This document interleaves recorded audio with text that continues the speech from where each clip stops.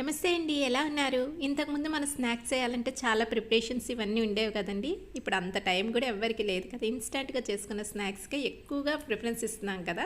So, అందుకని చెప్పేసి హెల్తీగా కూడా చేయాలి, ఇన్‌స్టాంట్‌గా కూడా అయిపోవాలి కాబట్టి నేనైతే అటుకులతోని ఈ విధంగా చేశానండి. ఇది క్రిస్పీగా చేసుకోవచ్చు, మెత్తగా చేసుకోవచ్చు. ఎలా నచ్చితే అలా చేసుకోవచ్చండి.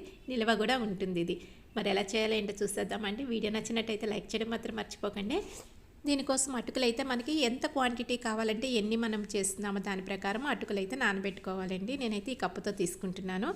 దీన్ని 1కి 2 సార్లు అయితే కడుక్కోవాలండి. ఎందుకంటే అటుకుల్లో డస్ట్ ఎక్కువగా ఉంటుంది కాబట్టి ఒక 1 ఆర్ 2 టైమ్స్ కడిగిన తర్వాత నానబెట్టుకుంటేనే మంచిది. మనం కడిగినప్పటికీ అవి కొంచెం నానిపోతూ ఉంటాయి కాబట్టి ఎక్కువ టైం కూడా పట్టదండి నానడానికి.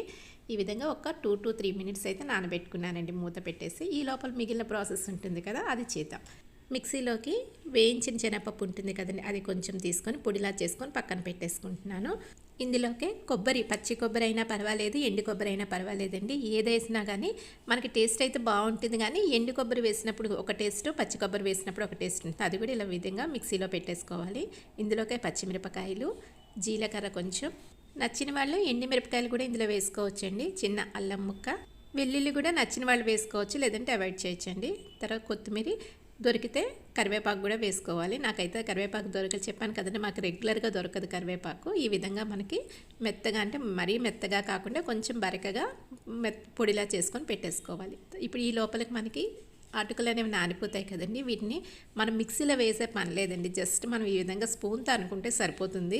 మిక్సీలో వేసేస్తే మరీ పేస్ట్ లాగా అయిపోతుంది. అందుకని చెప్పేసి ఈ విధంగా స్పూన్తో కలిపేసుకొని మనం రెడీ చేసుకున్న పప్పుల పొడి, ఇందులో మీరు పల్లీల పొడి కూడా వేసుకోవచ్చండి. 1/2 కప్పు బియ్యపిండి వేస్తున్నానండి.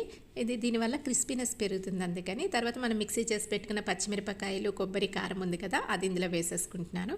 ఉల్లిపాయలు సన్నంగా తరిగింది వేసుకోవచ్చు, లేదంటే ఈ మిక్సీలోని పెట్టేసుకోవచ్చు అన్నట్టు పచ్చిమిరపకాయలతో పాటు. తర్వాత టేస్ట్కి తగినంత ఉప్పు వేసుకొని అంతా కూడా నీట్గా కలిసేటట్టు కలిపేసుకోవాలండి. అయితే ఇందులో మనము పులుపు కోసం నచ్చితే ఆమ్చూర్ పౌడర్ వేసుకోవచ్చు, లేదంటే అవాయిడ్ చేయొచ్చండి. లేదు పెరుగు వేసుకోవాలనుకున్న వాళ్ళు అది కూడా వేసుకోవచ్చు. నేనైతే ఏం వేయట్లేదండి, చప్పగానే చేస్తున్నాను ఈ విధంగా.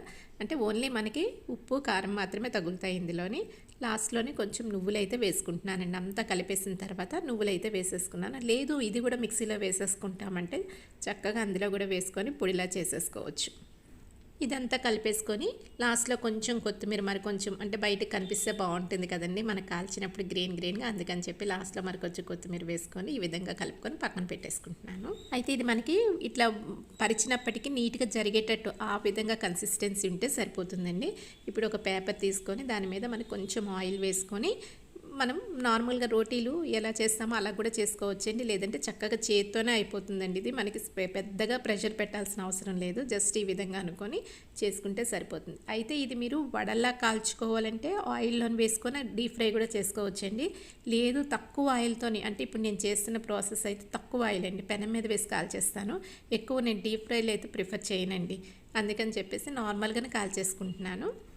మీకు ఎలా చేసినా కూడా టేస్ట్ అనేది చాలా బాగా వస్తుందండి. చాలా సింపుల్గా, అంటే చాలా తొందరగా అయిపోతుంది అన్నట్టు. చాలా తక్కువ టైంలోని ఇవి మనకు రెడీ అయిపోతాయి. చూడండి ఈ విధంగా వచ్చాయి కదా రోటీలాగా. ఇది చక్కగా కాల్ చేసుకోవచ్చు. ఇది హెల్త్కి కూడా చాలా మంచిదండి.